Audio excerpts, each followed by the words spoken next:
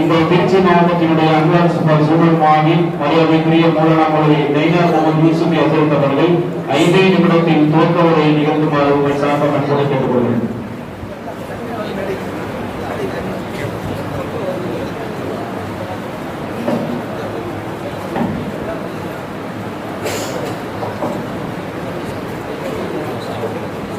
السلام عليكم ورحمة الله وبركاته.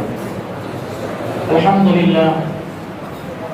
لله كفى والسلام على عباده الذين اصطفى. أما بعد فقد قال الله تعالى في القرآن العظيم والفرقان المجيد بعد أعوذ بالله من الشيطان الرجيم بسم الله الرحمن الرحيم سبحانك لا علم لنا إلا ما علمتنا إنك أنت العليم الحكيم.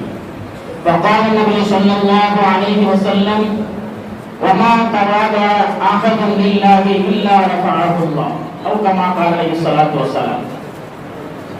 புகழனைத்தும் அல்லாஹ்வுக்கே உரித்தாவதாக. சாந்தியும் சமாதானமும் எம்பெருமான ரசூலே கரீம் ஸல்லல்லாஹு அலைஹி வஸல்லம் அவர்கள் மீதும் அவர்களுடைய குடும்பத்தார்கள், தோழர்கள், தாபிஈன்கள், தபா தாபிஈன்கள், சுஹதாக்கள், நாதாக்கள், நல்லடியார்கள், குறிப்பாக இந்த மஜ்லிஸில் அமர்ந்திருக்கக்கூடிய நம் அனைவர்கள் மீதும் அல்லாஹ்வுடைய சாந்தியும் சமாதானமும் என்றென்றும் நின்று நிலவட்டுமாக. கண்ணியமிக்க அல்லாஹ்வின் நல்லடியார்களே, தாருல் உலூம் யூசுஃபியா என்று சொன்னாலே தாவத்தே இலல்லாஹ் என்று சொல்ல வேண்டும். ஏன் என்று சொன்னால் அந்த பெயர் வருவதற்கு காரணமானவர்கள் இருந்து, அதை விதை விளைவித்தவர்களில் இருந்து, அதை மரமாக்கி செடியாக்கி இன்று வரை விவசாயம் செய்து கொண்டிருக்கிற அனைத்து மக்களுமே சீதேவிகளாக இருக்கின்றார்கள்.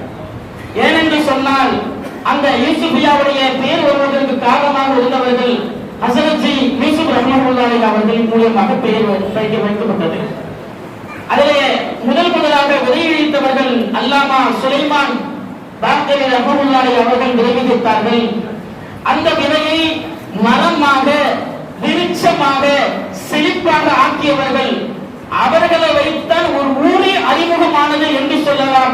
அப்படிப்பட்ட கீழநூலியை சேர்ந்த எங்களுடைய வாழ்க்கை வழிகாட்டி, எங்களை சிற்பமாக செதுக்கிய அல்லாமா சைஃபுல் உலமா கலீல் அஹ்மது ரஹ்மத்துல்லாஹி அலைஹி அவர்கள் அந்த மதரசாவை மரமாக, விருட்சமாக ஆக்கினார்கள்.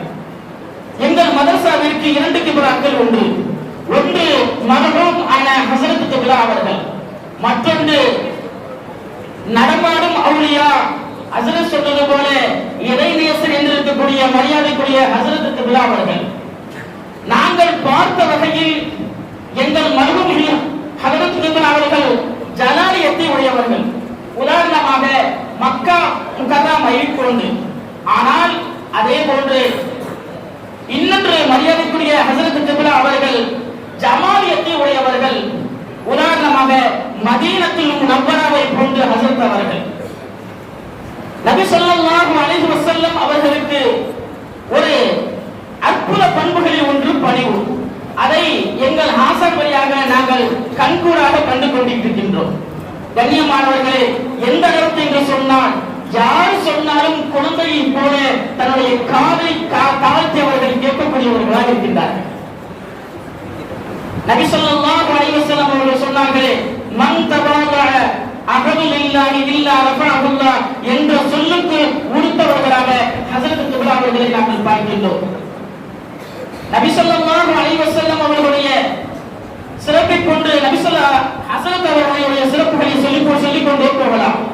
அந்த அடிப்படையிலே வாழ்நாள் சாதனையாளர் விரும்பு என்று சொல்லுக்கு யூசுஃபு எப்படி தகுதி இருக்கிறதோ அதே போல இந்த மாநகரத்திலே, திருச்சி மாநகரத்திலே, மாநகரம் என்று சொன்னாலே நமக்கு அறிமுகமாகிறது அன்வார் உலகம் மதரசா. அதற்கும் ஹஸரத் அவர்களால் பெருமை சமமாகிறது. கண்ணியமானவர்களே, ஹஸரத் அவர்களுடைய சிறப்பம்சங்களிலே சொல்ல வேண்டும் சொன்னால் இஃபாத், வழிபடுதல் என்று சொன்னால் ஹஸரத் அவர்களிடம் கற்றுக்கொள்ளலாம்.